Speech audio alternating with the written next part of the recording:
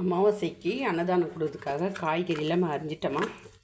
அதாவது இதில் வந்து வாழைத்தண்டு இருக்குது, மஞ்சள் பூசணிக்காய் இருக்குது, சொரக்காய் இருக்குது, அதுக்கப்புறம் முள்ளங்கி இருக்குது, அதுக்கப்புறம் பெங்களூர் கத்திரிக்காய் இருக்குது.